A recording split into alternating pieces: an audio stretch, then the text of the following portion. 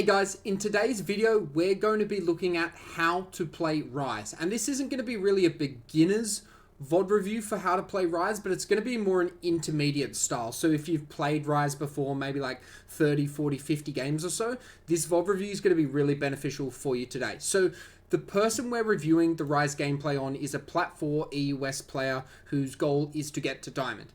And the biggest things that we learn in this VOD review is one, how to correctly play laning phase against an assassin, which is really important as a Ryze.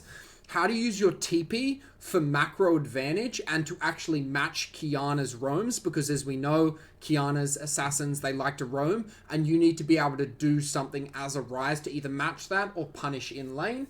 The next one is how and when to shift your focus from a Ryze who likes to scale late into the game from your CS to team fighting, because if you still want to CS but your team wants to team fight, you need to find that perfect balance between when to switch off your CSing and go more team fight focused, because as we know, sometimes your team is just not going to let you get to that late game power spike that you're waiting for, and you are going to have to fight pre-power spikes. So that's a really important one. And the last one is how to take more calculated risks as a Ryze, particularly because you've got phase rush, and particularly because a lot of Ryzes are very like big brain 200 IQ plays. They're usually very conservative, trying to always get the right position, the right combo, la la la. But in this VOD review, we really break that down. So this is a really good one for people who want to learn how to play Ryze, know the basics of Ryze, and want to get down the early game, the mid game, and the late game. So I hope you enjoy the VOD review.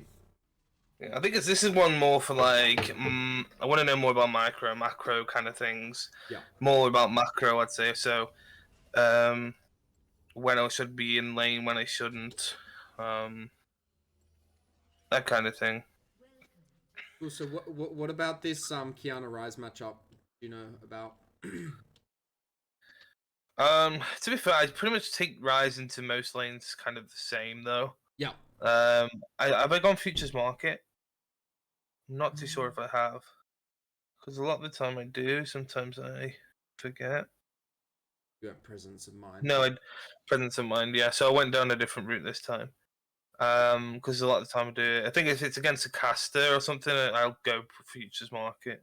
Yeah. And start with the crystalline. Not Yeah. crystalline. And Whatever go it's for the called. early back to get Lost Chapter. Is it Lost That's Chapter? it. Yeah. Yeah. Yeah. Pick that up on like wave 4. Yeah. So what do you want to do in this lane? I want to get Prio for the jungler, to be honest. I can shove it a lot quicker than her. I don't want to shove it too early, because then I can just get ganked by Diana really early on with the all-in from Qiyana. So I'm probably just going to slow push it into pushing it on the cannon wave, is what I think I'd want to do, and then just go and roam and get the scuttle with the jungler. Yeah. That's what I'd want to do. But it depends on whether or not I did that. It's a different question. What do we know about the enemy jungler at the moment?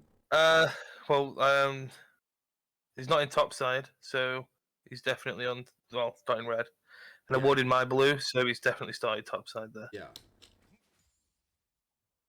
He could potentially come for an early gank. I don't know if he does, but yeah, he could do, but I shouldn't be hovering that side. Yeah, you should be now this side.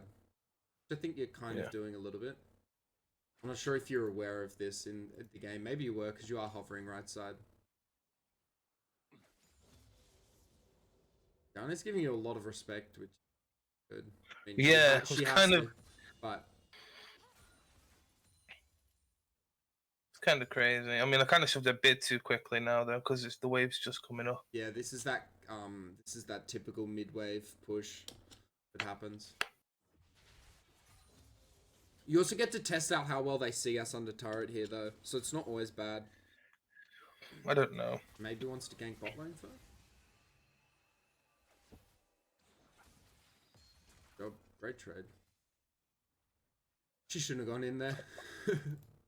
No, that's the thing that I find about like most gold, platinum people. They get like pressurized to do something when most of the time to do nothing is the win con. Yeah. Just wait. Like, get bored.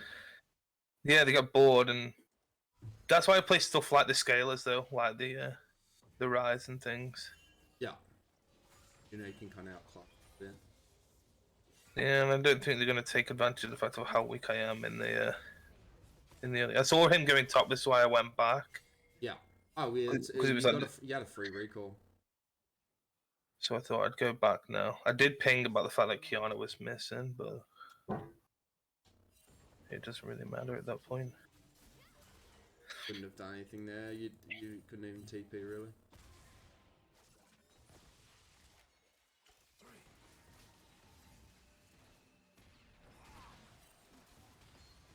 Die, Jinx. Oh.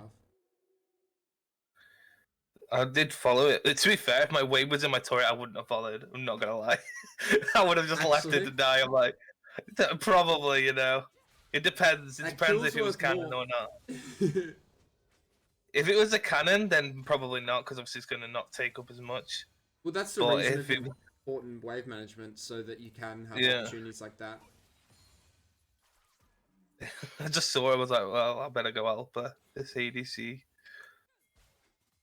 Yeah, I actually don't mind that the push you did in this game. It's actually the really good basic push that you do when you have TP versus Ignite, because it reduces their kill threat on you, but it gives you all the advantages.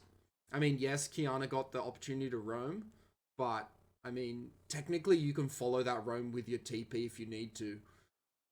Yeah. But in that situation, obviously Kane died so deep and you couldn't TP. But 9 times out of 10, like the way you bounce the wave and then reset it is actually it's a pretty like replicatable process that works for scalers.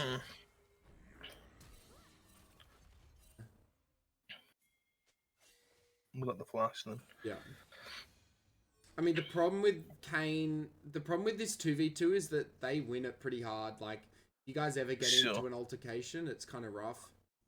It's because Kane isn't really a champion. Especially compared to Diana. I know what they're trying to achieve. Oh no, that's why I went back to my lane. Yeah. I was like, I don't know what you guys are doing over there, wasting my time. Yeah. So, I think that's the problem that I have sometimes. Sometimes I won't follow up on something that I think is a waste of time when it's probably the game-changing thing I should have done. Yeah. Like say a stupid. Yeah, that one definitely not.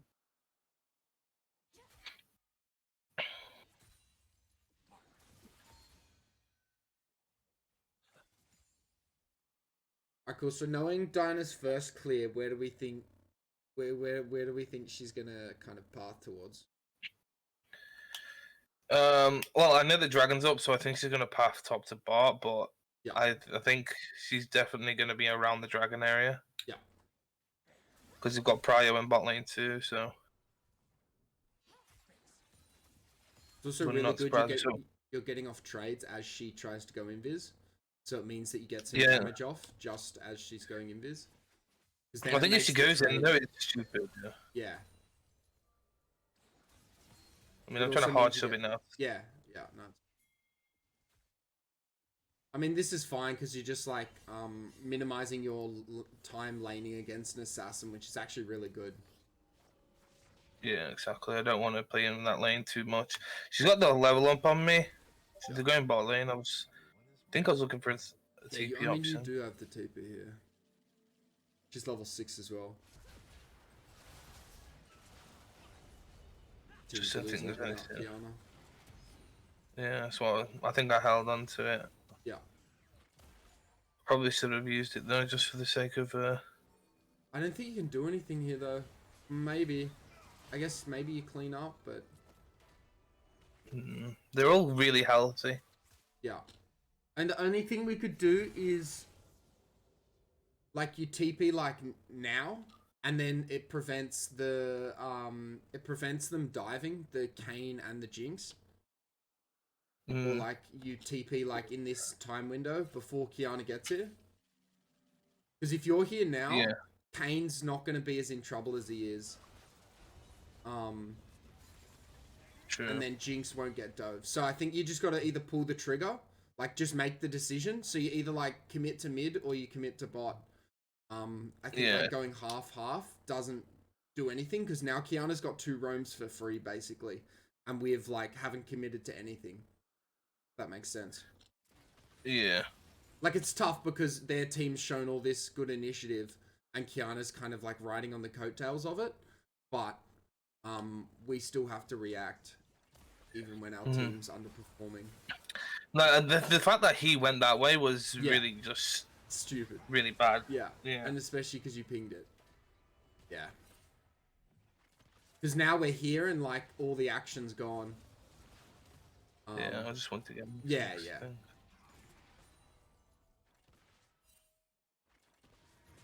Clean up this way. Yeah.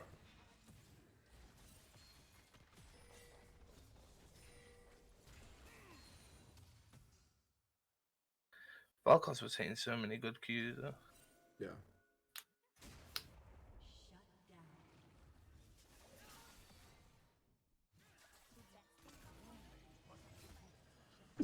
Okay, go for the play here. I'll go privilege, he walks the other way. This one closer to my wave anyway. Yeah. The level 6 Ryze ulti is such a laugh. It's such a joke of a thing, honestly. Yeah. The range is tiny. I mean, it could have been good in that situation if Set understood that he should just path this way and not take the ult. Because then you guys would have cut Kiana off, but... I've done it many times where I put an ulti behind them and they walk straight into me. Yeah.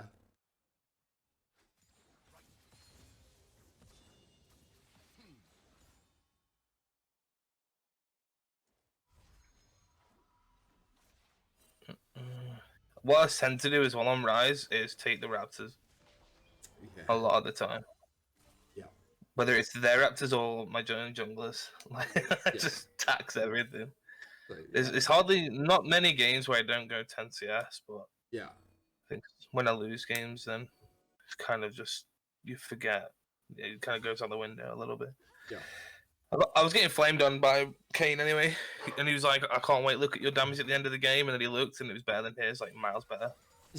And he just left the lobby. Toxic fucker. I didn't even say anything to him, like, he was like, please do something, Ryze.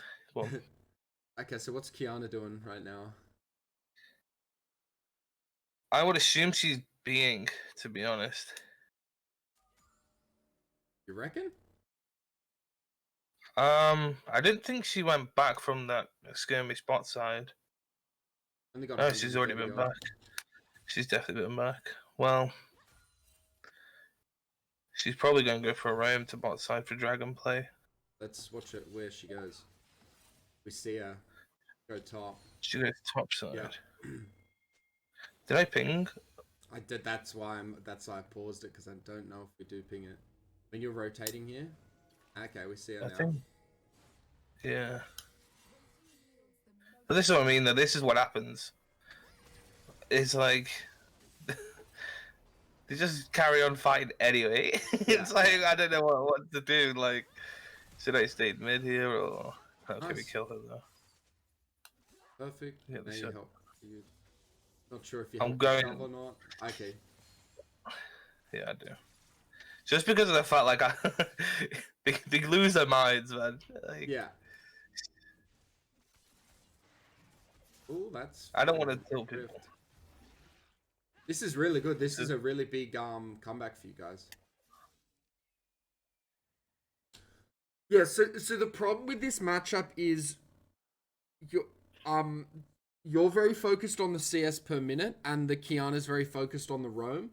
And I think you've matched the roam now twice, but the TP was the biggest mistake so far. Like, it should have just been a TP bot, because you don't lose anything doing it. If you think about it, because Kiana, one, doesn't have TP, and no one has lane advantage. It's a neutral wave, so it's not going to push. So we've now spent the first 9 minutes of the game without using a summoner spell. And like, yeah, it's like, oh, okay, well, but I get to hold it for the next opportunity. But it's like, if we keep with that, oh, I just get to hold it, we go like 10 minutes, 15 minutes, whatever minutes into the game, and we never use it. So the only mistake I've seen so far really in the first 9 is just the TP here to at least prevent Jinx dying. I don't think maybe we couldn't have prevented Kane dying when he walked into there, but maybe if you were here, you'd ping him danger or something to leave. But yeah, Besides that, you're playing quite well. Like, you're matching the Kiana roam and you're developing a CS lead. Oh, you didn't see that queue. Yeah. The problem is the Kiana champion playstyle and identity works a lot better in Plat 4 than Ryze. So that's why I'm like, you play these champs that are like, so Ryze is a bit different to Akali, I guess, because Akali can do what Kiana does in the early game. But Ryze, it's like a resident sleeper playstyle that Plat 4 sometimes just doesn't know what to deal with. Like, they don't understand that you can just let the Ryze scale, and then we can win mid to late. As you can kind of tell by this Kane, he's getting frustrated when in reality it's like, you're a Ryze Kiana, sure you can win lane and do stuff, but yeah. Like if I play stupid, she just instant one-shots me, so it's like I can't play the way he wants me to play. Yeah, exactly. Which he doesn't understand. It's like a lot of the time where I've died for getting CS for no reason. Yeah. Like overcommitting for something when I know they've got a combo or something like. Why? Like this is where I take his Raptors because he's gone topside. I honestly think that's okay. I mean, by the time he goes to it, he's probably going to respawn anyway. Yeah. I'm not just going to walk over there when he's doing them or pathing towards that way, you know. And you also have nothing else to do, right? You either recall or like, because everyone's missing. We can assume they're on Dragon, right? But I mean, you're technically in danger here when everyone's off the map. So I don't mind going for the Raptors.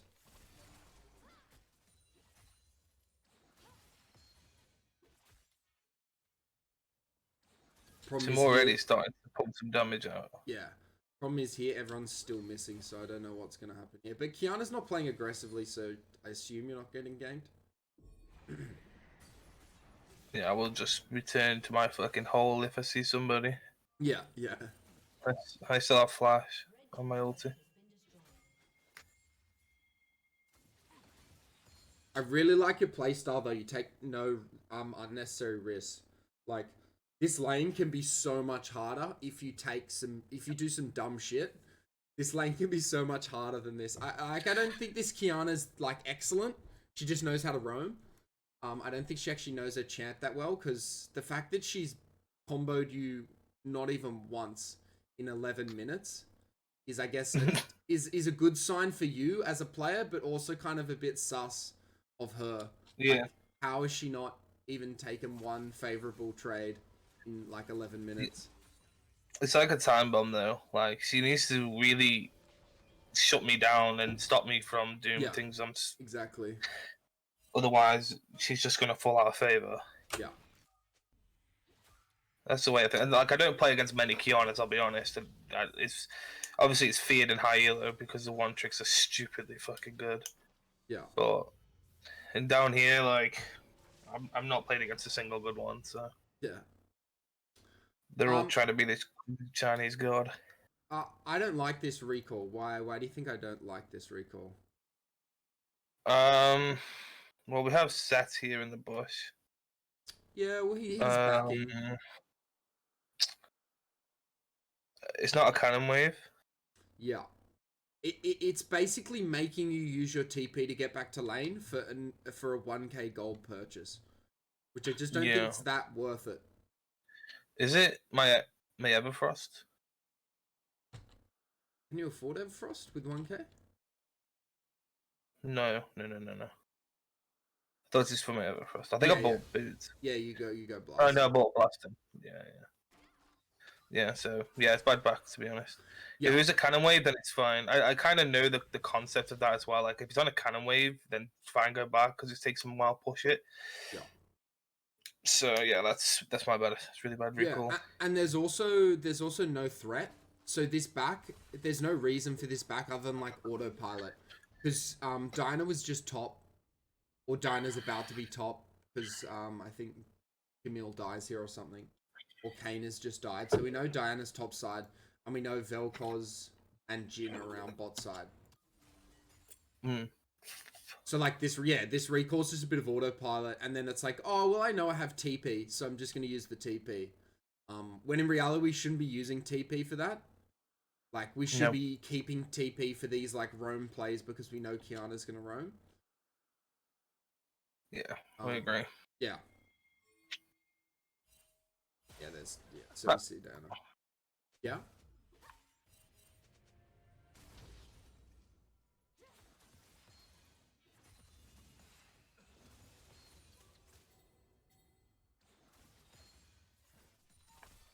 Could we gone a bit more aggressive there? Yeah. I know we know Diana... I mean, Diana's here. Yeah, so we've got everyone on the map here, right? And you just got a power spike. So it's like, if we're going to recall and get a power spike, we may as well, like, try and abuse it. Because what do you think Kiana's going to try and do after she pushes this wave? It's going to be... Or she's going to roam, right? Like, roam. she's most likely going to be back, but she could roam. And what do you do if you get a real... Like, so you get a good trade, but technically she could still roam after that health. You know, she has a refillable... maybe she goes bot or something. But I just think the aggressive trade here is a good play because there's no threat. Like, you've got flash up, sure, she can combo you, but the way you position, she can't really hit you against either of these walls. And you can just flash her ult if you play it right. Yeah. So here, I love this positioning. But then that, I don't like that positioning. Like this, you should have gone parallel. You should have gone straight up. Like, straight up the guts. I think the reason why I did that, though, is because of the minion position. Yeah. So I'm trying to get my Q off. So, yeah, I should have just walked forward and then tried to get the Q. Yeah. That's fine. Yeah, just because when you proc your phase rush, that's when you want to do positioning. You don't want to try and position after phase rush because she can just dash out. Because your phase rush is the only opportunity you have to close the gap against a Kiana. Unless she's, like, literally dumb and she doesn't use her, like, gap creators. Yeah.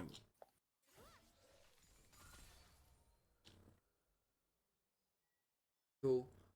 I'd try and stop her from recalling here. Or you can go for the roam, either one. I like this. Yeah, I think.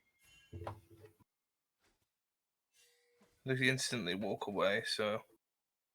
Yeah, they're pinging my ulti. Yep. That's all good. So I can make sure more. You put pressure off bot lane just by doing that anyway. Yeah, I find because if I play a lot of TF as well. Yeah. I missed kind of. But that's what I was learning to do is like literally not going to use my ulti at all, but just walk out of vision and then they walk towards bot side like in the field. Like it's kind of weird the way I do it. It's kind of like I think we get the kill here. Yeah, so what I do is like in the vision that they see me, I would like walk as if I'm going to bot side, and then I would when the obviously minions are pushed so they can't see me as I walk top side and then TP there. Yeah. And then it really throws them off. It's really fun. Yeah, it only works if the enemy actually knows how dangerous a missing mid laner is. Sometimes they'll do it and you're like trying to threaten them and they just don't give a shit. But I guess then you can just pull the trigger on the actual round. Is the ult necessary here? Probably not, no. Yeah. Just want to get in the lane quicker, to be fair. Fair enough. Because the wave and the turret for me is really good. Yeah. I mean, I could have ulted behind and then just walked. So then it would have forced him into my hands, but... Yeah. You're also now in this awkward stage where we're going to lose a bit of CS here. I think I'm not losing shit. I'm taking your wave. Fucking hell. I mean, he got the kill. Yeah, so no, I don't mind it. You can share that with me. And you helped the Camille get the TP off. So this technically could work out in your team's favor. Nice. Oh, you're the reason your team just got 3 kills, basically. 3 for 1. That's good. I kind of just prefer platings here. But I guess you're helping Camille. Okay, this fight turns out you're gonna get kills here. Oh.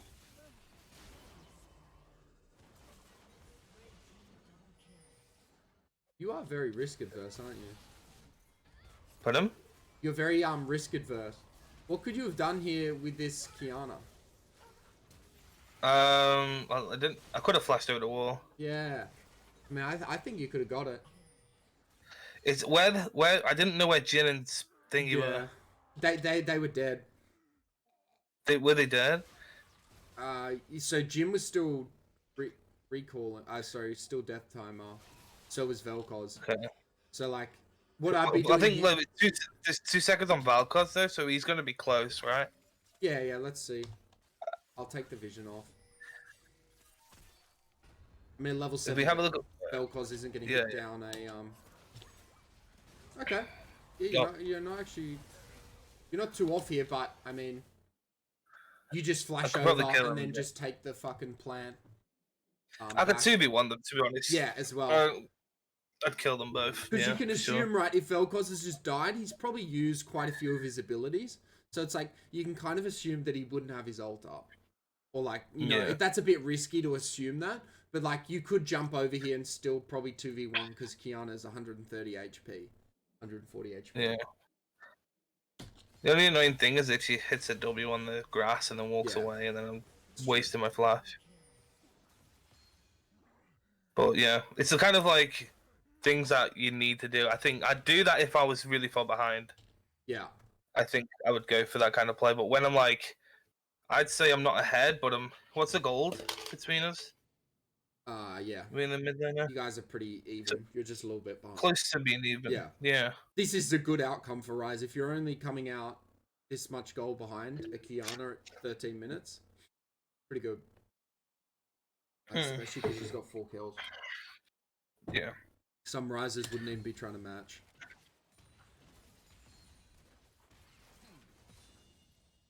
Yeah, I got that. Taking that off you.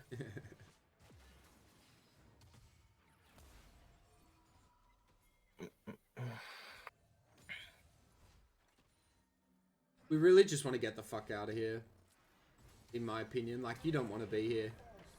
Yeah, I really shouldn't need like, there's just nothing you guys can do. I'm not sure why you kind of overstay here. I don't know either. Like, because Jinx can just take... Like, we know Kane's coming bot side. We know Set's I guess there's an opportunity for a kill. But it's like, I don't know. I'd just try and reset. You know, buy, you know... Are we going Ludens or Ludens? Everfrost. Everfrost, yeah. I'd just go that.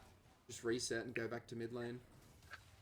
Yeah, there was no need for me to be there. Because now we have to... We've burnt our flash for, like, no reason. Yeah. Fuck me, man. You tax shit off everyone. You toxic motherfucker. I mean, I didn't actually take anything there. I just helped him. True.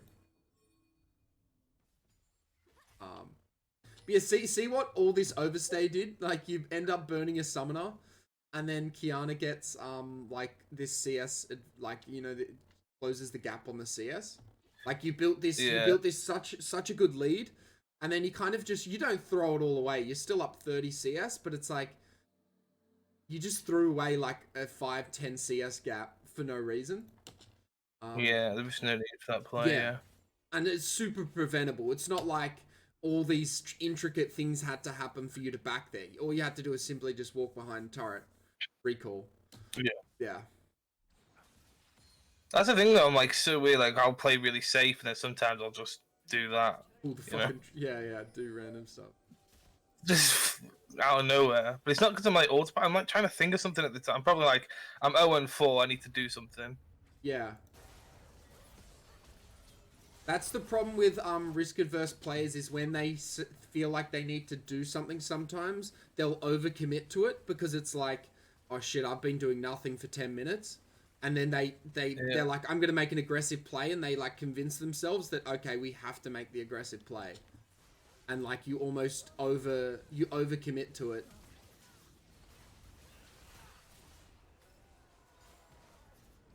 Thinks you flash, that makes it... If only we had flash right now. Imagine. I mean, it's still gonna work out, I think.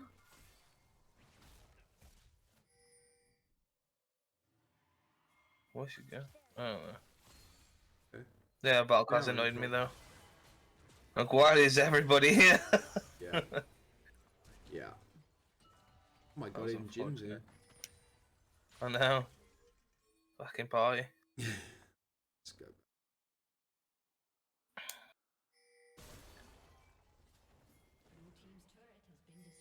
I guess we do see them come because they cross through mid lane.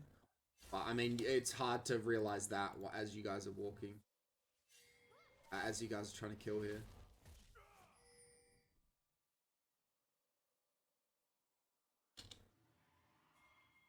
We'll play back counter.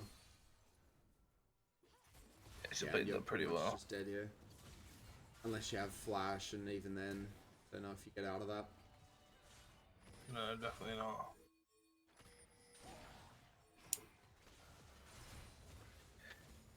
Unfortunate. Yeah. But I mean, you're in the right place. It was just unlucky execution.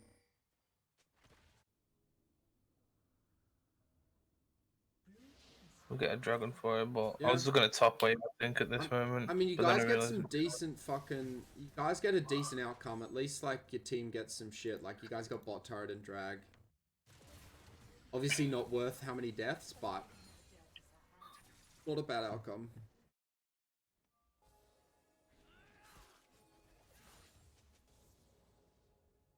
Where should you be going right now?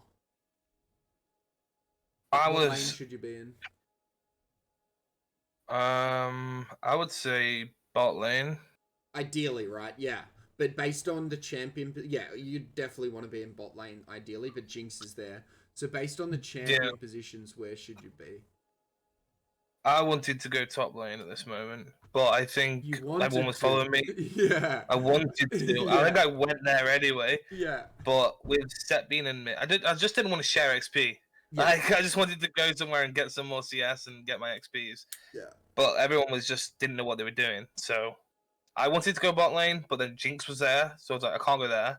I don't want to share XP with her either, because she's also a person that needs eco. Yeah.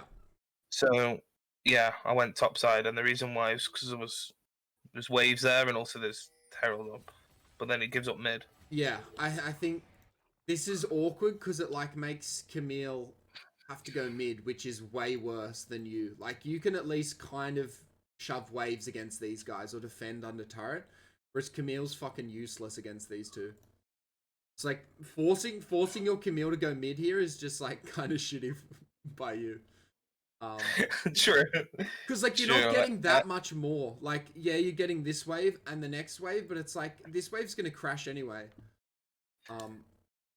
Like, it's just a little bit greedy for the gain you get. But I guess you rotate. I was thinking you're gonna come back for this. Yeah, I think I'll do. He nearly kills it though. Actually. What could we do here? I mean, there's a TP option for bot side, but there's a massive Sion there, so I'm not feeling that. What about mid? What have you got up? If I ulti behind them, then Valkos is gonna knock me up.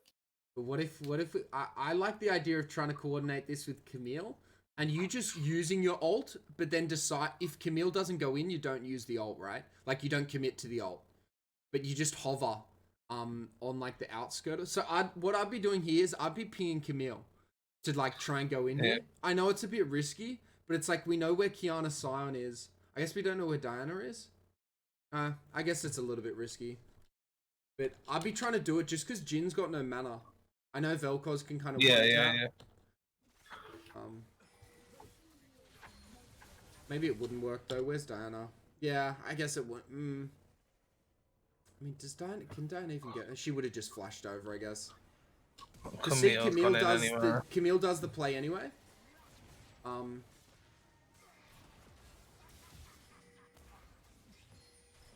I guess this is what would have happened if you altered anyway. Yeah. Fuck that, I'm out. Yeah. Yeah, I think I try and do something here, but I just missed her. Yeah. She's so sneaky. Like, Yeah. She gets out of sliverest amount of health like a few times. Something you gotta live with, I guess.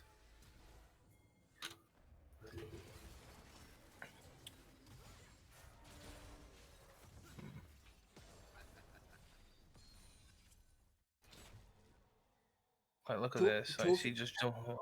Yeah, talk to me about the movement you've just made here. Look what you're doing, right? And what's their team doing? Kind of walking away. Yeah, so you're just like creating like an artificial, like a gap here that doesn't need to be created. Like Diana Vel'Koz are basically showing that they're trying to reposition, or they don't even want to fight this, or they're just waiting for Kane to get out, right? So like you're not the focus here at the moment. You've also got phase rush, so I think you can just proc phase rush on Kiana, get the kill and get out. But look, this positioning here fucks that whole play up, right? Because if you're instead, you just went from here to here. If you went from here to here, you kill Kiana, potentially proc your phase rush on Diana and just get out of here, right? Yeah. Instead, like, look what you try to do now. You try to do the thing you could have done if you're up here, but because you're out of range, you get an auto attack. We miss Everfrost. Oh, that's so close. Yeah. So you're close but you would have had to do to get the kill on Kiana is position just a little bit more aggressively, like a couple of steps, like literally the smallest amount. But that one pivot back when their whole team was focusing on Kane is the reason why Kiana got away. Yeah. Can you see that? Yeah, I see that. Yeah. I was more nervous about the fact, like, I even saw them do it stuff. I was like, I just didn't 3v1 and I didn't trust the game. Yeah. So I was like, no, it's fair enough, but it makes it a 1-for-1, which you kind of want. Yeah. And like, to be honest, I think you can kite out a Diana that's just used a lot of her abilities on the Kane. Because we know the abilities she's using during the fight. Yeah. I mean, these are little things, right? But they do make the diff. Like, if we get the kill there, if we prevent the death here, like, they all add up. So, like, these little things seem super nitpicky. But when we do them all correctly in the game, like, if we do 3 or 4 of these better than what we did, it can actually make the difference. Like, none of these plays on their own would mean you guys win the game, right? Yeah. But if we can minimize the number of these mistakes, it increases our chances of winning, like, by a percentage point each time. Yeah, I'm not a results-based person anyway. Yeah. Like, I'm more about the, even if the best play was to TP bot lane and stuff and it doesn't work, it still was the best option for me to do. Yeah. Regardless of if there was 5 people there, because 9 times out of 10, 5 people aren't going to be there, Yeah. So it's like, it's still the best option to do that kind of play. Yeah. And I also think because Kiana was fucking worth a bounty, like, you get this massive gold input into you, and like your mindset is like, fuck, I want the econ, like, I want the money. So I mean, I'd be fucking greeting for the 300 gold, and it's not even greeting. Like, I reckon you get out of it. Cause see, you literally do exactly what you did to get out, except, so we'll watch this again. We'll watch it play out. La la la. This is where we go wrong. We start walking backwards. Because, like, Kiana can't kill you, right? Like, they're all focusing on Kane coming out. And then we miss that. And then we proc phase rush, right? But we would have been like, I reckon we maybe would have been like here. So, like, we've got this gap, but look how much gap you create with phase rush. Like, I think you would have got out of that still. Yeah. I mean, it's a passive with the phase rush as well. Yeah. Just moves so quick. Yeah, exactly.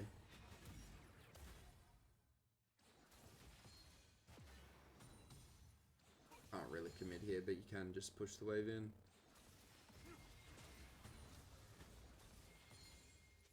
Also, we would have had flash. So if we didn't have burn flash here, we would have had flash either for this death or this death, which is big. Because then we could have maybe flashed in for the Kiana, or flashed out after we kill the Kiana.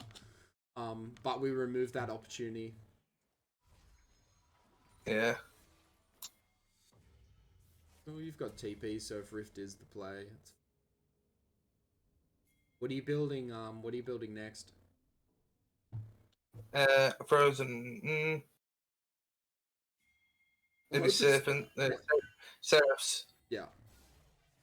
And then it'll be Frozen Heart.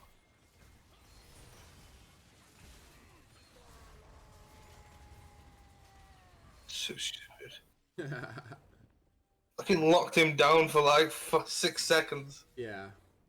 Still couldn't do anything. He's full AD with a hull breaker, man. Set Y. I know. Oh well. It's exactly what I was thinking.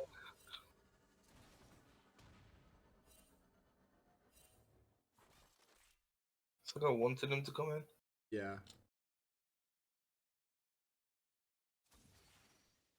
I mean, I guess Set gets it. I guess it's a good outcome.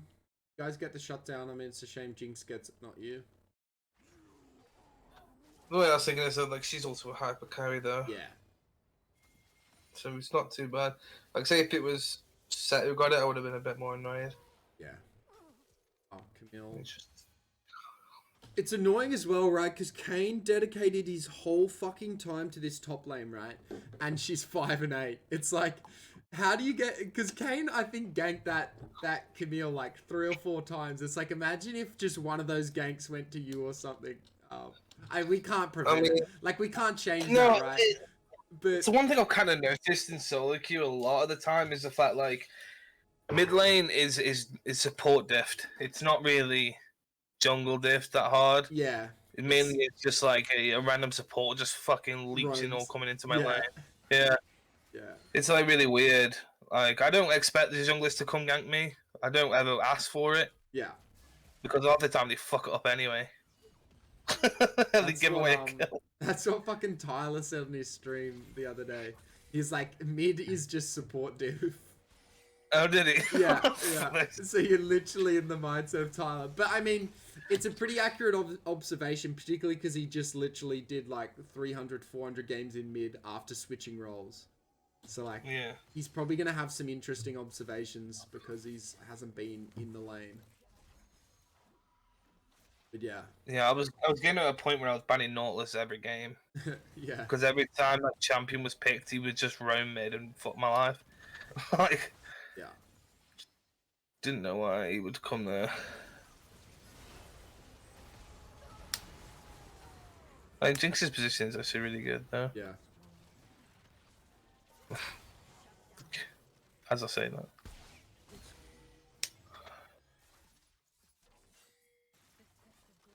I think you just back here, man. I don't think you cancel this recall. I don't like you cancelling this recall. Why do you think I don't like you cancelling this recall? The dragon's coming up. I've got no health, and there's 4 people mid. Well, everyone's mid. Yeah. I should just get a recall and probably TP to the lane if I've got it. Yeah, I do. It's 20 minutes, right? Like, we don't need this farm. At 20 minutes, farm becomes less and less... Like, this is nowhere near as valuable as this, right? Yeah. Like, even if you don't get the kills here, like, you being here with your team... Because, like, what do you think your team's going to do with this positioning, right? Like, we can predict the future with what your team's going to do here. They're going to try and defend this turret. And like whether it's the right call or not, it's like this isn't the right call at 20 minutes when you have a 60 CS lead. Yeah. Like you've won this fight. You've won the minion fight. Like let's just fucking now start grouping and macro. Because solo queues a lot of the time just who groups first and most often. And what you do when you come bot is you prevent your team from getting an opportunity to group and actually fight it out. And it's like a good time to fight because if you reset here, you have full health. You've probably bought something like a 900 gold item, and this is actually not a bad fight. Yes, there's no real TP ward, but you can just like TP here or here and just be ready for the fight, or even here. Yeah. But now look what this plays out. Sure, Jinx gets the kill, good. But if you're here, like this fight goes really well. Like, yeah, you're here for this fight. Like, I think it ends really well because it's you and Jinx against the world, which is kind of okay. Yeah. Yeah, shit, but yeah. Yeah. So we get like 3 deaths, or is it 3 deaths? Yeah, we get 3 deaths and we lose Dragon Prio, all for 1 minion wave. Right? Like, that's the consequences of that minion wave. And so you can kind of see, like, I know the Kane, like, getting angry at you, but you can kind of see, like, what he's feeling at the moment, right? Not that this play was the one that triggered him or whatever, but it's like, if your mid laner's choosing, like, a wave of farm compared to, like, grouping, it's like, it's gonna make people angry. You know, whether or not it was the right play for them to go in there, they're gonna get angry at you. If that makes sense. He was angry prior to that. Yeah, But yeah, yeah. I know what you mean. Yeah. It just creates opportunities for your team to get angry at you, which is what you don't want because they're just going to play worse. Yeah, I've learned to not play with emotions anymore. Yeah. Like, yeah. The hardest thing I've ever done is the hardest thing, the best thing I ever learned. Sorry, not the hardest. Yeah. Was to learn to stop playing with emotions. Because if I start like worrying about the outcome or something, then it's never going to be good. Yeah. But we did well. Not bad. I think having some EQ though is okay. Like some emotional intelligence of like, okay, my bot lane is probably going to get angry if I do this. Because it's solo queue, right? Not everyone's playing without emotion. Like, everyone plays with emotion. You're kind of the exception to the rule. So I think if you play without emotion is fine, but try and be aware of what other people are going to feel. I think isn't a bad thing. I mean, I say that, but then when I get a duo queue jungle mid, and then like I step up for 2 seconds, and then they're in my lane every 5 seconds, that kind of triggers me, you know? Yeah. Saying you're an emotionless player and actually being an emotionless player are two different things. It's pretty hypocritical. Yeah. I mean, when it's like a normal game, like, I don't really mind, whatever. But then when it's like, oh no, the pre-made and mid and jungle. Yeah. Oh god. Yeah. I mean, the beauty about Plat 4 is, right, you guys should have lost this dragon, but they overstayed. So you guys end up getting dragon. So, like, that's the beauty of Plat 4 is, like, sure, we fucked up this wave, but at least the game isn't completely doomed off it. Like, they just then threw after, like, you did a mini throw, and then your team threw. Now they throw. So it's like, okay, now we're back almost... We're not even, obviously. But... Yeah. It means you don't lose dragon as well, which is kind of nice. And that's the beauty of solo queue. You can make a mistake, but then chances are the enemy's just going to make a mistake just as big. Like 60 seconds later. Yeah, I agree. I say, like I say, this is why I'm getting coaching and stuff. Like, I'm not good. I'm not bad, but I'm not like... I want to be diamond, you know? Yeah, so. yeah. And these are things I need to correct. Yeah.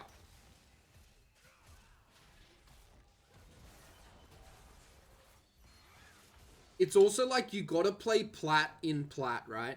Like, potentially in diamond, like, this could work because your team just gives tier 1 and they don't go for the fight. Or something like that, but, like, in plat, it's like your team's just gonna monkey this and just go for the fight. And, like, you know, maybe in diamond they do the exact same thing as well, but it's like... Yeah, you gotta also understand that if we're in plat, you gotta play like if you're trying to play too high up, it's just not gonna work because your team are all plat players. That's what I mean. Like, I think it sounds stupid, but it probably like I played the champions, which would be better in higher elo than it is in lower elo. And the way you play, the more calculated play style is very like, you know, high elo. The play gets more and more calculated. And because you're so risk adverse, it works quite well in high elo because it means you're never the problem. Yeah, but in plat 4, it's like, we gotta take risks because you can't just like chill out. Because someone's gonna fucking throw. It's why I played Akali though. Yeah. That's because like it kind of forces me to jump on the back line. Yeah, exactly. And just completely, even if I do nothing with it, I put enough pressure in the team fight for them to think, oh shit, we need to focus Akali. Oh, she's invisible. They'd all just stand there around your shroud like, what the fuck do we do? Yeah. And then you're on you, and they're like, oh shit, what do we do now? So like, much threat, yeah. And they just shit themselves, and then you just ulti away, and you're like, oh, okay. Yeah. I guess we just lose this. But I don't know, I have a different playstyle when it comes to Akali, like, completely. Yeah. It's like really weird. I mean, play safe till 9, pretty much. Okay. Yeah, I Or mean, you can 6. go in at 6, yeah. I mean, you can definitely get a kill at 6 so easily, especially on squishies. Yeah. Yeah, because I just think the way you're playing isn't it's too passive. Like you are making smart calls and you're playing like big brain play style, but because no one else is playing big brain, it's like trying to play football like, you know, techers and all this like passing, play it from the I don't do you play soccer or football? Yeah, You know yeah. how there's like the play it from the back style, like British, like you know EPL Tiki style. taka. Yeah, yeah, and then Yeah. there's like just fucking send it and like just keep sending it to your Rogue strikers. One. Yeah, like Sunday League, Yeah. right? It's like Yeah, you're yeah, trying yeah. to play EPL in Sunday League. It's just not going to work if it's only you. If you had like 3 other players trying to play EPL with you, sure, you'd fuck up the Sunday League guys. But if it's just you trying to play fucking tiki taka with like 10 other blokes who can't fucking kick a ball, it's not gonna end well, right? So you're True. playing good league. It's just not good league in Plat 4. Yeah, I think like I'm in a team with golds and plats and Yeah, stuff, and like I can just tell the difference with them and even myself. yeah, Like I'm very consistent as a player. Like that yeah, would be the most important thing I would say about myself. Give myself a compliment. It would be the fact like I'm most consistent. I don't make stupid like decisions or things. I mean, I'll do an option of where I'll go shove a lane or whatever, but I won't like feed my ass off in lane yeah, pre-10 or anything like that. It's very much like standard. Put me on a scaler like this, yeah, and they yeah, know what they're gonna get, yeah. Um, and they're gonna get me fed and protect me. yeah. I think the beauty of solo queue is like, yeah, you can climb with any champion, but some champs are just fucking easier in different ranks. Like generally in plat, if you're trying to climb, like you just want to play like those high damage champs that don't really need scaling too much as a factor. Like, you know, the Akalis can work. Stuff like that where it's quite I know obviously Annie, but that's kind of boring. So I'm trying to fit your playstyle as well. We like to play high mechanicals. Um, it's just right, like yeah, Rise is like it's just you can climb right with in plat with Rise. It's not just the champion, but it just makes it harder if that makes sense. Yeah, like if I want to get to diamond, then it's like Rise is gonna put an extra couple months Yeah, on the exactly, climb. exactly. Yeah, I don't want to stay in platform for the rest of my life. Yeah, Like I say, I am like I'm not delusional. I don't think I'm diamond level. I never will until I'm actually there. yeah, It's just a case like I don't lose lane, and it's like if I'm not losing lane, then I should be better than I am, and I need to know what else to do yeah, outside of that phase. You know, yeah, there's so much shit that's going on in this game. yeah. I mean, this game's pretty doomed, but we'll see. We'll see it. I mean, the fact that you guys keep going for another whatever 15 minutes is just how crazy solo queue is. Yeah.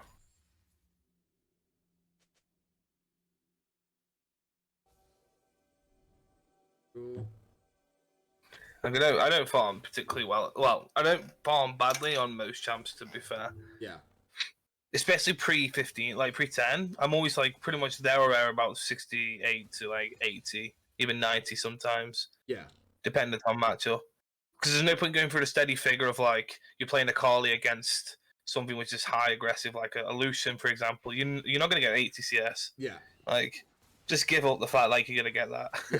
Just wait till 6 and kick his ass. The like 10 CS per minute thing, it's like a legacy fucking number. It's like it used to be so relevant back in the day when league games went for like fucking 40 minutes. Because everyone it was just farm meta and like yeah, sure, if you were playing in the LCK, you know, the farm meta kind of works, but nowhere else does it really work that well. No. Yeah. And like yeah, trying to go for those goals as you said against certain matchups, it's just stupid. You're gonna start doing dumb shit if you try. It's Nice. like an ego thing. It's definitely an Yeah. ego thing. Seeing somebody have over 100 CS at 10 minutes, and you're like, oh. Yeah. It's the one you like screenshot and put in the Discord after a game. Yeah. It's normally my CS on Yasuo, to be fair. You know what I really like about this, besides you getting the kill? This feels like the first time in the game in 25 minutes you've been with your team for a team fight and you've been there like before the fight starts. And like the outcome is already so good. Like we could just say, oh, it's because this, but like the fact that you're there with your team at the right time, and I mean it's a shame it's taken 25 minutes for it to happen. But it's like as soon as you're there, like look at the outcomes you guys get. Like it's just immediate rewards here. That are so much better than taking like side waves. Yeah, I think it's because of because I'm on that scaling rise as well. I think it kind of juggles it in my head. Like I need this item, and then I'll be okay. And then it's like, well, now I've got this item. I need this item, and then I'll be okay. And that's why you get stuck in a loop of just like farming instead, which is really good when I'm playing in competitive. Yeah, well, the easy way to break it, so competitive is good. The easy way to break it is if your team's grouping and you're still waiting for that next item, you got to stop waiting for the next item, right? Because your team's group. If you're waiting for the next item, you're fucked because your team's already grouping. Like they're already wanting to do the thing that you're waiting for the next item on, right? So like that's a good way to pull the trigger on. Like, oh fuck, let's just stop waiting for this next item. And just go for the fight, because whether it's the right thing to do or not, fundamentally in Plat 4, in that game, in that context, it's the right thing to do. Otherwise, we're gonna not win the game, because we got to find that balance between playing the right play but still climbing out of Plat, right? So if we're always trying to play the perfect play but no one else on the team's doing it, it's like, sure, we might improve as a player, but we're not actually gonna climb. So like. It's not a bad habit. It's just like twisting a behavior to fit the context. Is a good way to look at it. Yeah, I don't actually know why you did the Baron. I think I called it in the game. Yeah. I think I said in the game, like if I think I was there at the Baron as well, then we would have been then it would have gone. I think. It's just not the win con. It like Baron at 4v5 is just not your team's win con, which is a bit annoying. But like you can't. There's not much you can do about this other than just support them, like which is what you're trying to do.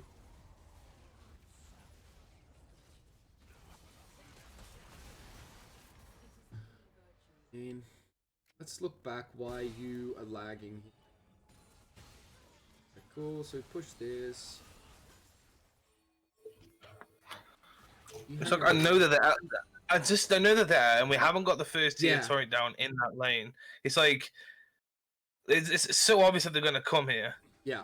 And I just don't see the point of going for this Baron. Us getting absolutely clattered by a Sion, Diana, Kiana's dead, Valkos. They've all got like really good team fighting. Yeah. And we're stuck in a pit. It's like, but notice so notice that while that's the wrong play, right? Look, it kind of makes you make a bad play as well, because you know they're here. It's like if we're committed to the let's not do Baron, right? We got a full commit. We can't do this half decision, right? So we either full commit to the Baron or we full commit to just letting our whole team die. But we can't do what you're doing right now, where you're stuck like on the fence. Because look what happens. You're just gonna die here because you're stuck on the fence, but now you're trying to help them. Whereas if you just like, we knew, right, they were going to come collapse Baron, but that's fine. In competitive, you use Baron as a bait for a team fight. And maybe you guys actually want the team fight. So it's like, just go with your team, and maybe everyone's just trying to bait Baron. Maybe, like, obviously you can't communicate that in solo queue, but maybe your whole team pulls off Baron, which it looks like they've just done. Almost. I mean, it's at 4k, your team kind of is dead. But maybe your team actually pulls off if you're here, and this fight actually plays out like here, and you know you're actually kiting backwards up here. Maybe in an ideal world, but when you do this half commit, nothing good comes of it, because your team dies and you die, and then your team just gets angry at you because you half committed and still died. And like this play could have been the game-breaking play. Like let's say you didn't go for that ward and you just tried to reposition. So even if you just come to Baron, even though you know it's the wrong call, but you're Ryze DPS, you've got a lot of mana. So let's spend like 300 mana, 400 mana helping them do Baron, and then just danger ping them off as soon as you see the team come, because you got this ward to show the warning. And yeah, I guess the sign ult comes a bit quicker than the rest of the team, but that could be a good thing. Yeah. But this plays out super differently if you full commit, I feel like, to the Baron. I think the full commit to the Baron is fine, even though it's the wrong call in your head, as long as you try and pull off. Yeah, I agree. Like, at the time, I remember I said, I don't think I should have just gone for the Baron here. Yeah. Like, out loud to myself. Yeah. I just, like I say, sometimes I'm like stuck in that ideology world. Yeah. The most realistic thing. You're in and the I'm LS stuck there vacuum. thinking, Yeah. yeah, I'm just there where I'm like, this is just not optimal. Yeah. Like, why would we go for this Baron when they've got this, that, and the other? And it's like, well, if I'm there, it's might as well just fucking go for it. Like, Yeah. and who knows? We could have got it, and then I could have TP'd out with my ulti, and then just gone back to base and cleared the wave, and you know, then it's completely different. Like, yeah. Because that little play there is probably the single. So it's shit, right? Because it's 27 minutes in, you've got like 100 CS lead, and you've actually played really well. Like, you've done, like, you're almost 50% kill participation. Like, you've done a lot of shit, and then it's just this one split-second decision. Like, yes, you guys were already behind, la, la, la, but this one decision you make is so impactful, and it kind of sucks that the whole game rides on that, because you've been so consistent up until this point. But it's these decisions that just make or break shit sometimes. Oh my god, you're in yeah, I hinted here. I literally hinted. I mean, I think I remember it. Oh no, we didn't. I don't mind it. I mean, it worked. I guess because I just didn't know what anyone else was. Resources. I really like everyone committing to Dragon. Nice. This is a really good TP. Oh, yeah, it's really good, but then this annoys me though. I'm like, why are two people here? Yeah. Fuck. Yeah, I got fucking ruined here. So unfortunate. I wanted to go for it because I was thinking, well, we're all going to make a way, and then Jin's there as well, and I was like, that's just unfortunate. Yeah, and your team doesn't get there as quick. Well, I should have thought about it, considering no one was topside. Fuck. Ceres is actually pretty good on Ryze. I've always considered it a shit item because it's kind of bad on everyone else, but plus 160 AP is not bad, hey. Yeah, it's because it gives you increases your maximum mana by 5% as well. Yeah. So it's pretty big. And Frozen Heart also gives you mana. Yeah. With ability haste. But I think in this game it would have been probably better to go Zhonya's instead of this. Yeah, that's what I was about to say, like, instead of Ceres, but Ceres looks pretty efficient. I think the Zhonya's instead of the Frozen Heart, because I know you're playing for like maximizing damage and stuff with the conversion, but I just think Zhonya's is a bit more utility than Frozen Heart. Like, I'd say, like, if this was a Jinx and that was like, you know, an attack-based champ or something like that, because the only thing the Frozen Heart's doing besides giving you the mana, sure, it gives you the 80 armor and stuff, but this passive of Winter's Caress, reducing the attack speed, is basically useless kind of against Jin and most of their team. So it's just not that gold efficient compared to like Zhonya's. Yeah. I think it's with pretty much the full 80 Scion as well, but it just didn't really matter. Yeah.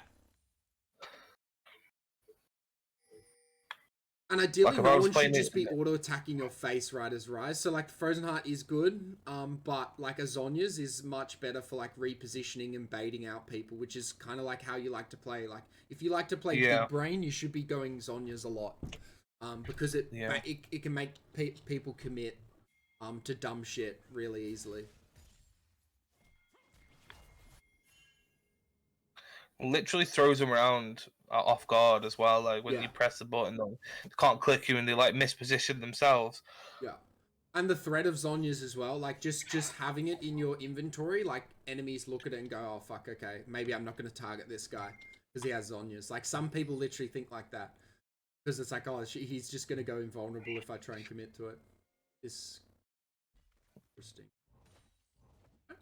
Yeah, I don't know why either. But he's Camille, so he can stop him from running away. Oh, true. Fuck. Okay.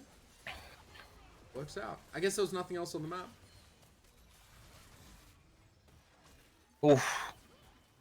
That looks juicy as fuck. But, yeah, what's up? Not having any of it. Yeah. I mean, you guys couldn't pull up that.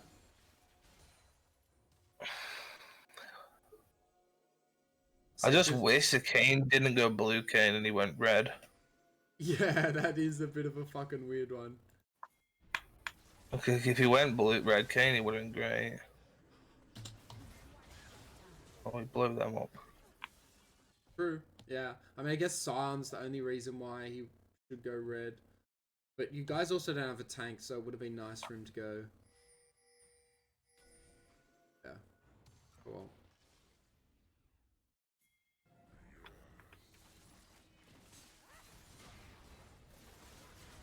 I think you just got I just realized. Yeah. I went around the other side because I knew they already got them, but these two are relatively low as well. Yeah. So I was going to go and try and get these instead. I couldn't get to them too. I was too out positioned there. Yeah. But here. Because what your positioning does is it makes your whole team have to do all the effort. Like, this positioning makes your team... So like, you're relying on your team to put in the right play here, if you're positioning where you are right now. Yeah. It's like, what I'd do is, as soon as these two engage, I would now be wrapping here because you've got this vision. Like, this is free, right? Because you've got the control ward, so you know they don't have vision on you. But you kind of hesitate around... See this? As soon as Camille goes, you now push forward. Because one, they completely forget about you, right? Everyone tunnels in team fights. Like, in Plat 4, people are going to forget because they can't see you. They're like, oh, Ryze isn't a threat at the moment. It's the Camille. They see Camille as the biggest threat straight away, and then they tunnel on the Camille. Jinx Camille, smash them, and then you just walk up here. I know, I guess Kiana's got the invis, so you're a bit scared, but he can't one-tap you if he's already used his ult. You've got the Frozen Heart, you've got the stopwatch. You've got the utility here to be way more aggressive than this. And so you can be aggressive at the end here, and we get the kill. And maybe we get the right, I guess. Yeah, I mean, we miss out on the Vel'Koz. So, like, maybe the outcome would have been the same, but at least you're contributing way more. Because in a game where maybe your jungler or something's more useless in a situation like this, and you don't contribute, you actually lose this fight. So in the context of this game, you guys win the fight because your Camille and Jinx played it really well. But let's say they weren't as fed as they were. You know, you not committing there's a problem. Mm.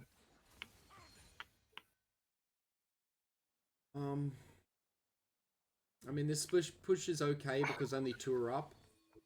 I don't mind. I remember this. I remember this play. It gives me nightmares. Oh fuck! I would just leave. I'm just trying to get the wave in. I think they hit that E, and I'm like, oh shit. Why are you showing so much disrespect when you've showed so much respect all game to like the Kiana and stuff? Like, what's going on here? It's like you're a different player. It's like I'm level 16 Ryze now. I can fight the world. Yeah, that's what it is. Fucking hell. You've got nothing to escape from this motherfucker. You don't even have ult. You've got a stopwatch. Yeah, it was. This is horrific. When I'd leave.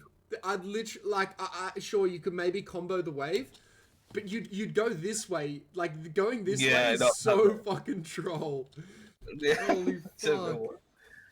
What do you think he's doing in that bush? I don't know. Oh. Yeah, that shit is just so troll. I'm so annoyed with myself. Yeah. I mean, you guys might have even been able to get this turret if you just grouped. So don't mind. So in this situation, I would have gone bot as well, like to get more farm and like to create a split push effect. And it also makes Vel'Koz and Sion, like they can't group, which is good. But this, this is just we've watched it now 3 times. It's a positional issue, and I shouldn't. I know I should have walked backwards and not It's in that way. positional and disrespect, and maybe an overestimation as well. Yeah, if that was anyone else on their team, I think the disrespect could have been okay. Because you've got stopwatch. If I had Rabadons instead of Zhonya's, I've had Zhonya's and Rabbads or something, like he was dead. For sure. But I think also probably anyone else on their team, like because you've got the stopwatch, it's actually super useful, but against the Sion, trying to 1v1 him there, it just doesn't work. Never in a million years. And now we lose tempo. They get the tempo back because you're dead for 40 seconds. And even although no Baron or Dragons up at least, but hey, like maybe we're here. I mean, no, if we'd be there, we'd want to be there for that fight. But now we've lost all this tempo because you die. Now Camille dies. Now someone else is probably gonna die, and like we have like 3 minutes, 4 minutes of all this tempo loss because it's like just 4v5 defense. Yeah.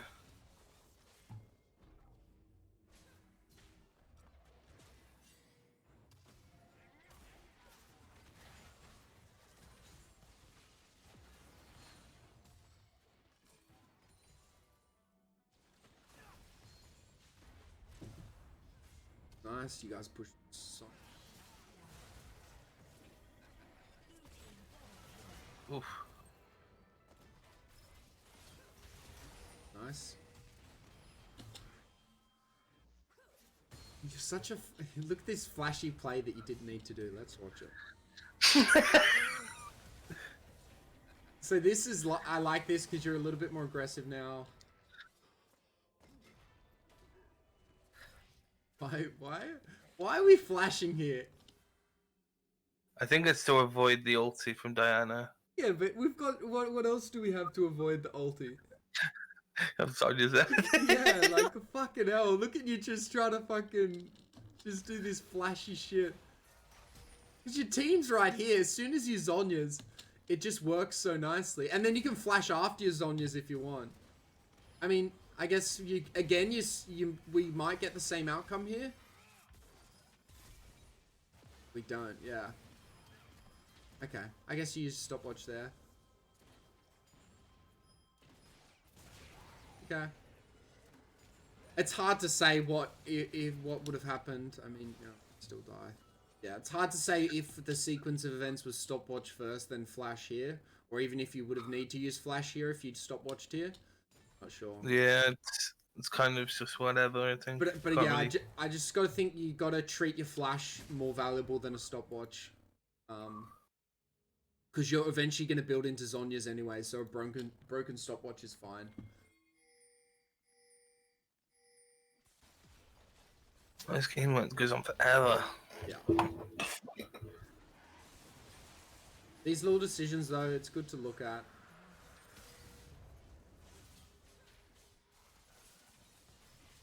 Fuck, Baron's up here. This is... Yeah, I just didn't understand the build, like with the... Well, I mean, I can't control anyone else's build. Kane's build. Yeah. I think Kane's build is just what Kiramasu does. Or yeah, his name is. yeah, exactly. That's what I was about to say. But the Camille going not the Ravenous Hydrant. Yeah. Gone for the other one.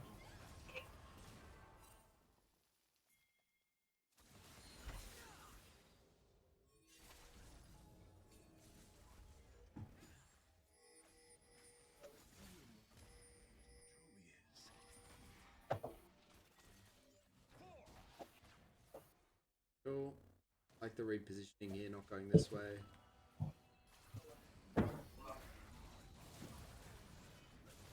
And gets baited. Oh, he... Okay. Kills her. Not bad.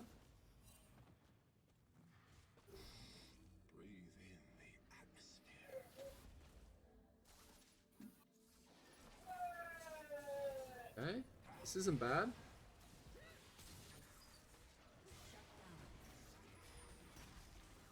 Nice. Good job.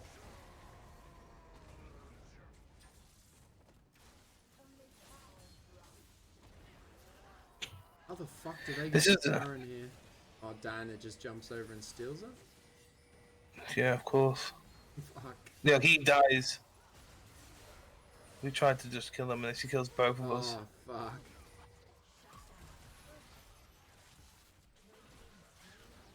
That's so annoying. Like, why did the Kain have to die there? Yeah. Fuck. But it doesn't really matter. I don't think anybody got it on their team. Yeah. She just took it away from us. I think that was a win con, though. Like, if we got that, we could have just ended. Yeah. I mean, the Infernal's now the new win con. Does the game ever get to it, though? Well, the game does get to it. Oh, yeah. No one ever goes for it. Cool.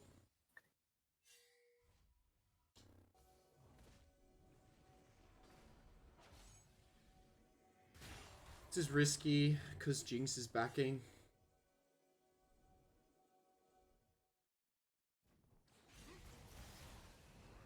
I'll just fucking get out of there. Yeah, that's good. We learnt our lesson from this one. Yeah. I don't mind you're that position there. I like that because you're trying to show, like, if there's an opportunity, you guys can pull the trigger.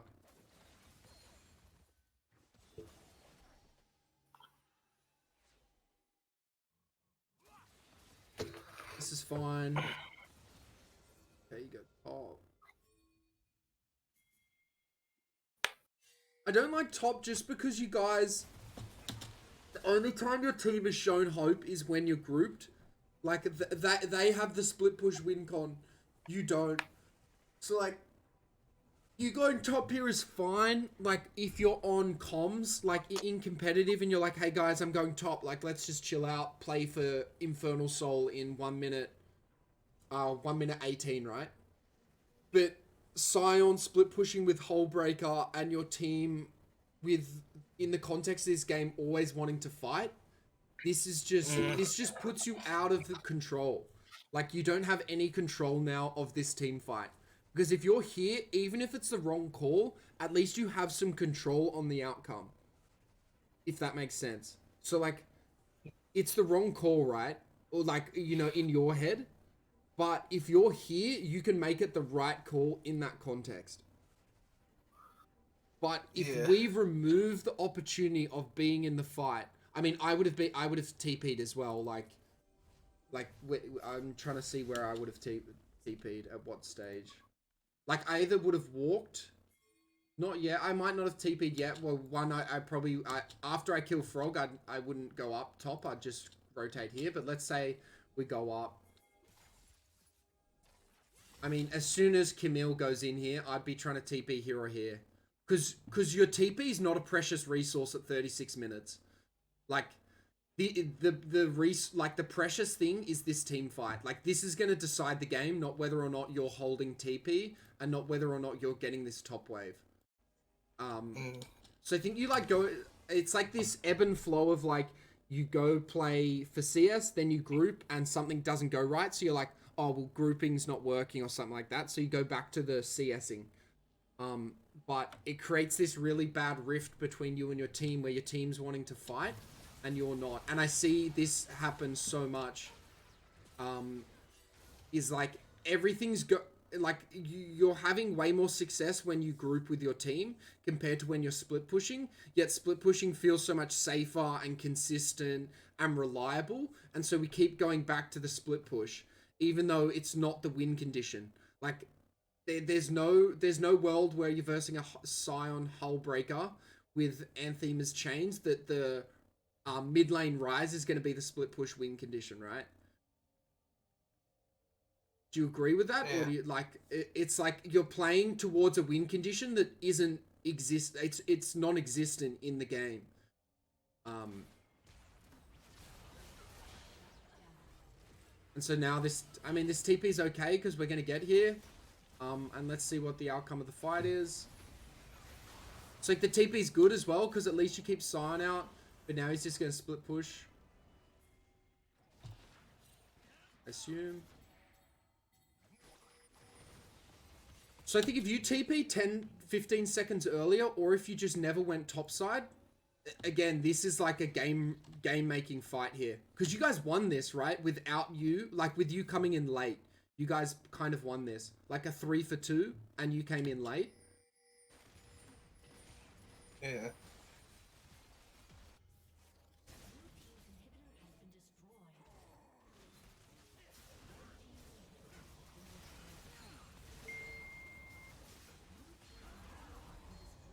I feel like this is probably going to be the last. I forgot that he could drift around corners. Yeah. This. Okay, okay, you guys get Infernal Soul. Why didn't that show up on the histogram? Okay.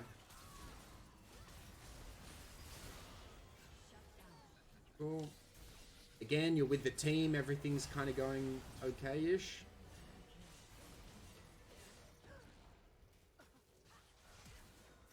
Good, nice freeze.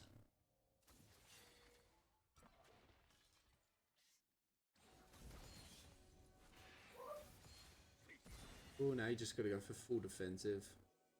You want to defend here, you don't want to try and defend anywhere else, so like, just try and defend here.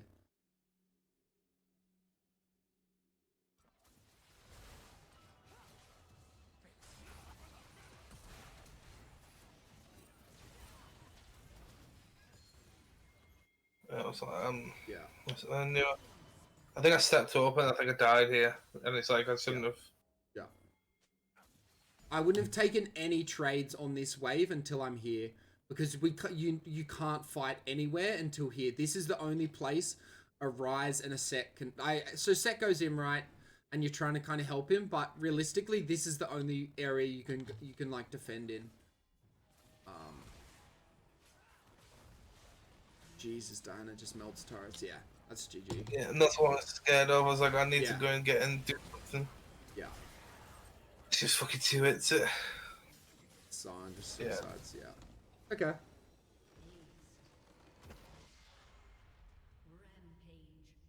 That's that.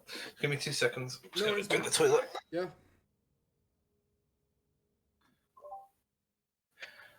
Okay, that was the longest piss of my life. Oh. Sorry, mate. We could have paused. Sorry. Sorry. All right. So watching that back, what did you learn? Play Ryze on a hit diamond.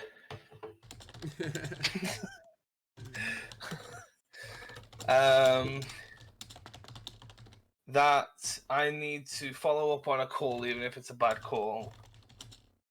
Yeah.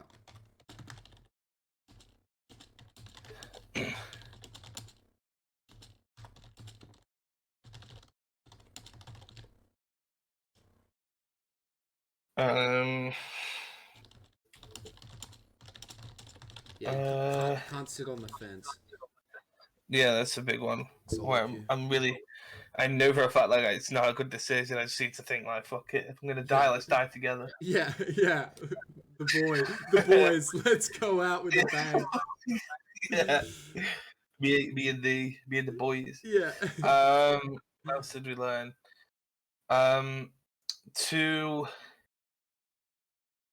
There's a few things. Yeah. To try and predict the TP early, using TP as a predicting things and preventing things. Don't use TP just to get kills. Yeah. Or use it to prevent a big outcome, you know. Yeah. The big one is that one TP where you almost just used it because you wanted like a 900 gold recall. Like that was just so weird. Because it's like you're so calculated, and then like there's these little actions that you do that just don't fit anything. Like you're like so calculated. Like, I'm slowly developing this lead. I'm managing my wave really well, and then you just do this recall that fucks all your tempo, and it's not even for like a power spike. It's just for a 900 gold spend. It's because the thing is that I normally do before I back is I check the wave coming in to know if it's good to back, if it's a cannon or not. Yeah. And if it's not a cannon, I stay, and if it is, then I'll go. And it's like I don't know why I did that. It was definitely just autopiloting, like just going back for the sake of going back. So I don't mind cheater recalls, but plat 4, it's like it's not necessary. unless it's like a power spike item or something like that, or you fucked your mana slash HP. Like that's the only time I'd use like cheat recalls and then use TP to get back. Like it's not even a cheat recall, but you make it a cheater recall because you have TP. What else?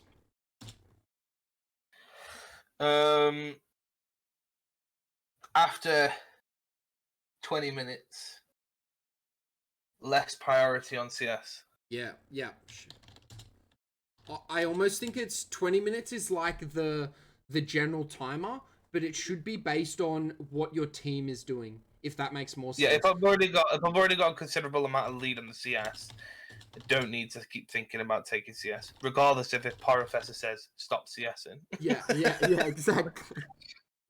Because in some games, right, you might just be like, your team might just get that, oh, okay, we've got a fucking Ryze, let's just chill out. And you might get to farm for 20, 25 minutes, 30 minutes, and your team is just like not fighting. And it's like, oh, awesome. But the majority of the time, like, as soon as your team starts fighting, you need to be there. Because if you're not there, you've got no influence. Yeah. Gone are the days. I do like having influence. How long have you been playing League? Since like season 3. Okay, yeah. So gone are the days where you can just fucking piss farm split push for forever, and then just like everyone groups at like 40 minutes, and it's just fucking chaos. People just group earlier and fight because of the meta. Yeah. Good. What else? I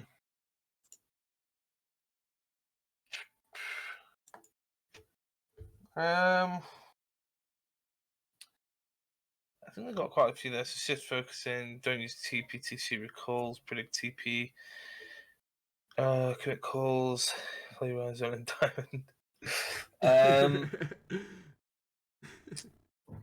Take more risks. Yeah. I want to add calculated. Risks, yeah.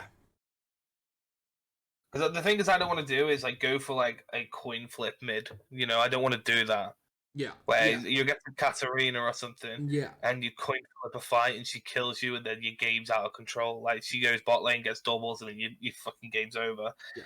So it's more about the fact like taking calculated risk, where the fact like I'm gonna huge chunk her out when I know she's got no dagger up, for example, or something. Exactly. You know, that's something I do quite well though. Is I play around the cooldowns of a champion. I mean, Katarina's not a good example because she gets fucking refreshes all the time. Yeah. But like, for example, LeBlanc, when she's just used the W, then I'll start stepping up and being aggressive because I know she's not got it anymore pre-6. But yeah. To be honest, like looking at that laning phase, I mean, maybe the Kiana was a bit ordinary, but she kind of played the game pretty well. I would say your laning phase is probably one of your strongest areas at the moment. Like, because of your focus on CS, it makes your laning phase really really consistent because you're using like CS and wave management as like your two like compass points where you're like always directing yourself. And yeah, as I can see here, this is sick. So this is pre 15 gold difference. So this is Mobilytics, by the way. It's free. I don't know if you ever use Mobilytics. Yeah, I bought the plus version. Yeah, nice. Yeah, I've got that as well. But yeah. But it was shit at the time. Yeah, yeah, they've fixed it a little bit. But basically this is what I was predicting just by looking at that game. You come out of laning phase 200 gold ahead above plat. So it basically means you're playing laning phase much better than the plat 4 player. Gold share's good, damage share's good. Like all these things point to me that it's just these decision making moments with macro in the mid to late game that are the biggest problems here. Yeah, it's really weird that you look at Ryze there. Obviously, the CS is obviously a big one, 8.2. But then you've got like playing Lucian is like a completely different playstyle. Yeah. It's really weird. Yeah, and it's you. So we got to align a few things, and what we got to do is like, firstly, is like Diamond the biggest goal, or is it like playing champions that you enjoy, like, and then if it's both, it's like, well, we got to find this perfect balance between that, right? I want both, yeah. I do want to play gems that I do enjoy playing. Yeah. But I do my ultimate goal is to get Diamond because I've never been there, and I do think I do deserve to get there because my lane phase is quite strong. Playing against people in Diamond when I'm competitive. Yeah. Never am I scared of a Diamond player. I think they're exactly the same. Diamond 4 up to like Diamond 2, I think they're exactly the same. Yeah. Obviously, I played against Diamond once, and they just fucking, I don't know what happens. I just shit, it's a fan, I think. But like, not worried about them. I mean, I played against a Diamond 2 Ribbon 1 trick when I was a rally, and I beat her, and it was like, I don't know. I think I deserve to be there, but I'm not. I do play enough games though. Like, there's not as if I don't play enough, because I do. It's just something I'm not doing right. Maybe it's duo queuing. Maybe it just keeps the solo queue. Yeah. I don't know. There's a few things. The biggest one I would say is this account. It's going to be really hard to get this account to Diamond this season, purely because of the MMR system. Like, when you've played, what is this, like almost 800 games in Plat 4, it's very hard to tell Riot's algorithm that you're a Diamond player, if that makes sense. So, like, you have to have this incredible win rate where you're like at like 60+% win rate for you to go from Plat 4 to Diamond 4 in this account. The suggestion I would make is, what I would do if I was you and I'm wanting to get to Diamond this season is I would get a fresh account, however you do that, whether you level it up yourself or buy it, get it and set yourself a really strict regime on it where you're only playing XYZ champion, only on this role, and only when you're like feeling like you're playing well, because you're playing more than enough games to hit Diamond. It's now quality games. So if I was you, and this is what I do personally, is I have one account for climbing and one account for learning. So I have the learning account for when I want to try a champ I know that doesn't really work well, but I like it or I find it fun. And then I have my account for climbing that I'm like just trying to get to Diamond with. Because once I get to Diamond, then I can just chill out, or I can try, and now I can play my Ryze again, stuff like that. So I have like two competing priorities, and the way I split it is I have the one account where I'm like sweating on it and playing as hard as I can. And then I have my other account for when I'm not feeling that confident, or when I want to try a new champion, or when I'm tilted. And so it eliminates all these games, because when you've got a 50% win rate and you've played 800 games, it's like you've put in so many games. Like, I can look here, you've played 110 champions in rank this season. Like, that's not what you do if you're trying to get to Diamond, if that makes sense. It's not, and sorry, I'm not trying to be offensive, but it's like, that's exactly what you don't do if you're trying to get to Diamond. What you do if you're trying to get to Diamond is you play a small champion pool with one role, and you really concentrate on it. Yeah. So I mean, a lot of the time this season was trying to find the champion that suits me. Exactly. And so, to be honest, a fresh account can get Diamond in, I mean, if you go 60% win rate, it can get Diamond pretty quick. Like within 100 games, I would say it's probably going to take you maybe like 200 to 300 if you stick to a strategy and a really small champion pool. Like, I would honestly be like, maybe it's just Lucian and Akali until you get to like, I don't know, Plat 2, Plat 1, and then maybe we start integrating like the Ryze or something a bit more like macro. But right now, I've got a good Oriana as well. Yeah, because right now the only two champs that are showing me that you've got consistent win rates on are these two, like your Lucian and your Akali. I guess your Skarner's good, but you don't want to play jungle.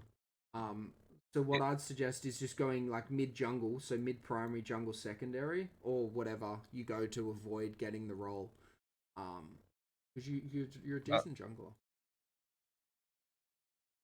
I mean, your TF's not bad as well. No, my TF's pretty decent, but the problem is with TF is like, you know, I don't think I dish out enough or do enough damage with it. That's why I'm playing LeBlanc. I mean, I'm thinking of, obviously Lucian's really good, but then we have a risk of having a full AD comp, and that annoys me because then I feel useless. And I have to really concentrate when I play Lucian, not because I think the champion's hard to play, but because of the fact, like, I have to do things more precise. Like, I need to make sure that when I'm trading, I've got an idea of where the jungler is, because they love to gang Lucian because he's so aggressive. Yeah. So it's like, I have to be really, like, if we have a look on the game I've kind of popped off on, which is like the 13-on-5 game. Yeah. I played, like, it's not a good example because it was against Kai, so I was going to go ask to review this one. Yeah. But I was like, there's no point. But it was like, as soon as I stepped up a little bit, like the cane was instantly there. It was just like, this doesn't matter. Like, I just know I play it weird because a lot of people obviously want to play for the pressure and push it. I will hold the lane because I know if my jungler comes in and gets them, I'm going to insta burst them down straight away. It's like something about to adapt to when playing, and because I've played enough of him to know like that's just the play. Otherwise, I'm just going to be 2v1 all game, and I don't want to do that. Yeah. I mean, you're also, the way you're playing Lucian right now is working. Like 64% win rate shows that it's working. So like, you sure, we can still have flaws and weak points, but like, and that's good because then we know what to improve on to maintain the win rate. But yeah, like I would say the proof's in the pudding with the statistics of you're probably a pretty decent Lucian, like 6.9 CS per minute, pretty good KDA at face value. It seems like your Lucian's better than a Plat 4 player. So is your Akali, so is probably your Ryze, and so is probably your Orianna and your TF. It's just Lucian and Akali are probably easier to win games in, particularly in low elo, like lower elo. So like I don't know if you want to create a new account, but if your like heart is set on Diamond, that is honestly what I would do. It's really the only hope, unless you like duo queue from Plat with some, I don't know, either a Smurf or mate who's really good, and maybe you can get to Diamond, but it's going to be super hard on this account. I don't mind just sticking it out, see how far I can get on it. I mean, my heart isn't necessarily set on it. Like, I've always wanted to be there, but it's like, I'm just happy to just continue. Yeah, and I think, honestly, next season, if you go with a really good strategy, so it's not playing 110 champs before you find your champion pool, I think honestly, Diamond next season is super realistic. Like in the first half of the season, maybe even earlier. Because like I'm looking at your win rates, like 60% win rate in your last 20. Let's look at like last 60 and see if it's kind of a similar trend. I mean, so even like your last 60 games, right? So this is like where you like it's a 53% win rate. But because you've played so many games and your overall win rate's at 50%, it's like it's just hard to climb. But if you had a 53% win rate the whole season, you wouldn't be Plat 4 right now. You'd be Diamond 4 over 400 games. But it was that whole thing of probably like switching. I don't know if you switched roles this season or was it last season? Yeah. All that stuff. This season. Yeah. So all that stuff's just set up this account back, and I like actually the fact that you're okay with sticking it out on this account, because that's, I think, is good to do.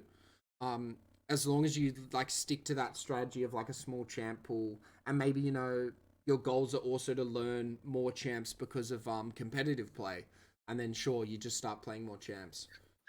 That is the honestly the reason why I've not played Akali and Lucian for a while though. Like every single game that is in competitive, they ban both of them, like first and second. Yeah. So it's like I need to pick something else. But I don't think that should really affect me playing it, because I've got like a mean Jace that I've not actually played on this account. Yeah. I've played it on like a Smurf and P4, which is on another account. Yeah. And I just play Jace and stuff like just so they don't know about that account, so that they can't just ban the shit on that one as well. Yeah. So that's it's good. Like I'm just, I know, I'm absolutely sick and tired of them banning my champs. Yeah. Because it's like they know like the win con is me, not to obviously blow my head up, but they know like if I get ahead, then I'm going to win the game a lot of the time.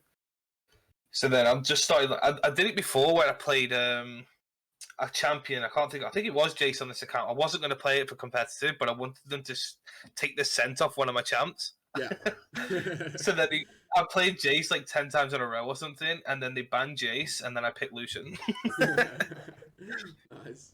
Let that one go. But yeah, that's pretty much me. Yeah. In a nutshell. Yeah, so I think this account, like, so the annoying thing about ranked is you could be much better than a Plat 4 player right now, but this account is the reason you're not high. Like, the way you've played this account is the reason, if that makes sense. Yeah. So like, if you had like, let's say, theoretically, you got put in a Diamond 4 account tomorrow, like, you could probably play at a Diamond 4 standard and stay around Diamond 4 Plat 1, maybe even climb a little bit. But this account, and the reality is that, like, this account's Plat 4, and it's gonna take a while to get it out. Not saying it's impossible, and as long as you're okay with that. I don't think it's impossible. Like, say, Diamond, when you've got, like, Talon is obviously a really good player. Don't get me wrong. Yeah. He plays over 2,000 games on a single account and gets it to like challenger and shit. Yeah, exactly. Which is like, so it is possible if you grind it. And I just want to grind it efficiently, you know. Like I want to try things correctly where it's not fundamentally correct, but it's like it's correct in that fact, like how much of a cluster. I need to realize that solo queue is a clusterfuck and not thought of. It's not, like 200 IQ outplays all the time. Yeah. Yeah, so that's why I was playing. I might, like I say, LeBlanc. I think LeBlanc's gonna get nerfed soon because she is very strong and played in pro play really well. Yeah. So I don't like to play around the meta. Like I was playing Akali and Lucian prior to them being in meta. Yeah. And then they got played in meta, and then it's like everyone's playing it, and then it's like becomes annoying. Yeah. So that's why I was trying to pick up things like that aren't really necessarily in meta as well. Yeah. Just like things that I enjoy. Like I played Akali, she was like D tier on u.gg. Yeah. And I was thinking like she's really fun to play. I really enjoy playing her, so that's why I just non-stop played her for about 30, 40 games.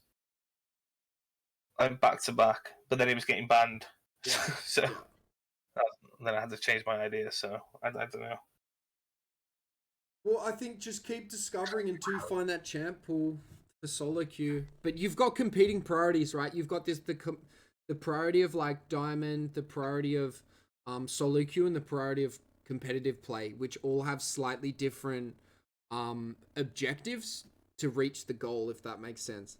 Like if you're wanting to get diamond in the shortest amount of time, you just one trick.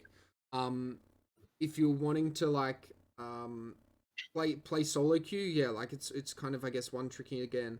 But then like competitive players, like you want to build a champion pool, so it's like there's all these slight different priorities, so you just got to build something that works for you personally, and then as long as you're happy with it, it doesn't really matter. Yeah,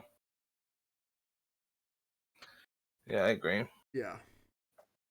Like with the dodge system as well, I don't really like dodging anymore. Yeah. So honestly, you don't need to dodge to climb. Like it's not, you don't have to do it. I know, but I've realized that when I play ADC or stuff, I ban Vayne and pick Sivir, and then it's fine. Just play that. Yeah. Because Sivir's just so good right now. Yeah. Wave clear and everything. But yeah, I think that's pretty much it for me.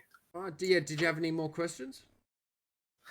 No, but if I do get any questions and that, like I will just do like I did earlier. Yeah, just send you a message. Yeah, send me a message. I recorded I recorded this session as well, so I'll send you the recording, and I'll send you these notes as well, just so you don't forget them.